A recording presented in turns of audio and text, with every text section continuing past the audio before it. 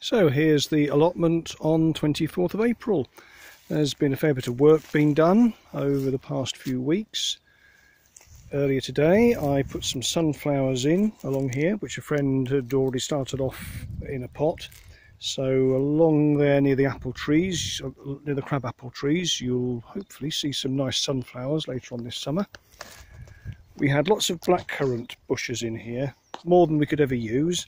So I grabbed them up, I put some raspberry canes in. They're already beginning to go into leaf, and some canes that we'd given up on from last year have come back as well.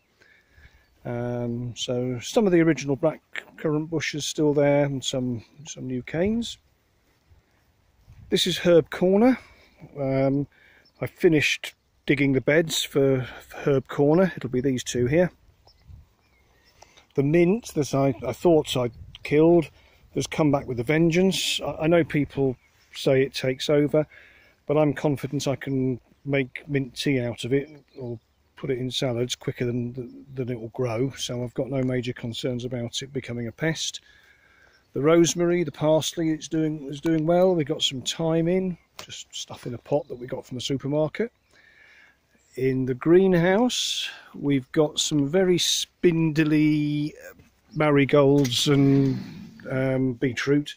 They were growing in our living room, but I've moved them here just to give them more light. Potatoes.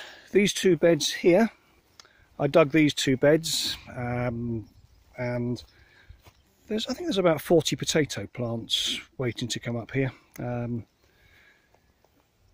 Then the rest of the beds I've dug over, weeded them. The chard is coming back nicely. The cardoon is looking absolutely magnificent. Yeah, have a look at these. It's related to an artichoke apparently, and although you can eat it, I prefer it just for decorative purposes. And here is some corn that I planted earlier today. Again, a friend of ours gave us the plants that she'd started off from seed, and so hopefully it will be as high as an elephant's eye later on this year and producing lots of tasty corn. So here's our beds. A lot of them we haven't got anything in them yet, although we've got plans for most of them. Chard, carrots, Chinese celery, Chinese kale, pak choi, red chard, green chard. The carrots are going to be heritage carrots, like dark purple or dark red carrots, not like the ones you get in the supermarket, because I don't see the point in growing stuff that I can buy very easily and cheaply from the supermarket. These are the last two beds I've actually got to dig over and weed. The leeks, someone actually suggested I should leave a couple of them in, because they'll go to seed and they'll flower and they'll go to seed and then they'll come back again next year. I'm deliberately delaying this one. We had our potatoes in here last year, but there are some minor bees in here, totally harmless. But I know that they're nesting around here.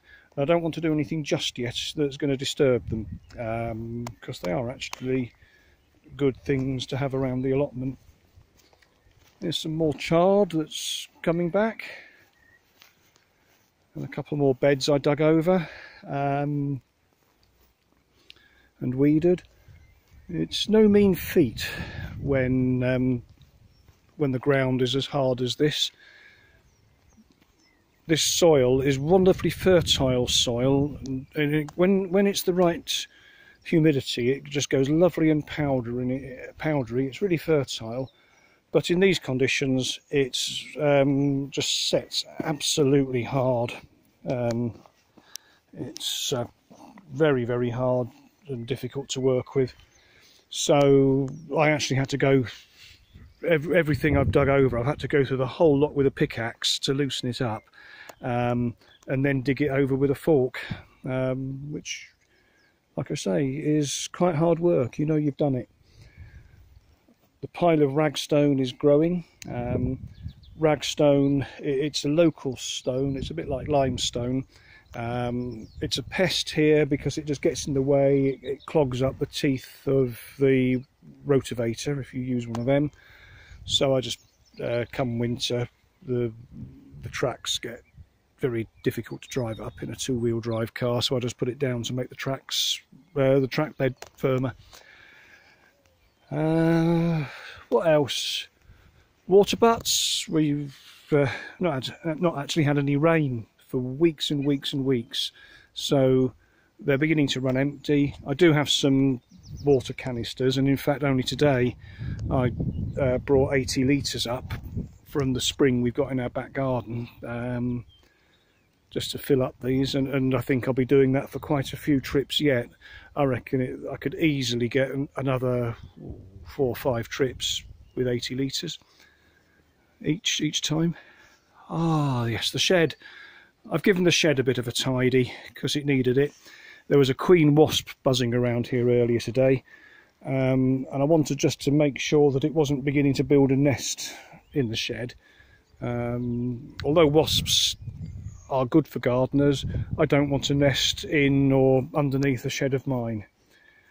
So that is our allotment as of the 24th of April. Counting, I think there must be 1, 2, 3, 4, 5, 6, 7, 14, 15, 16, 17, 18, 19, 20, 21, 22, 23 beds. And I reckon we'll get them all filled up. I think there's plenty we can do with them. So that's it. Over and out.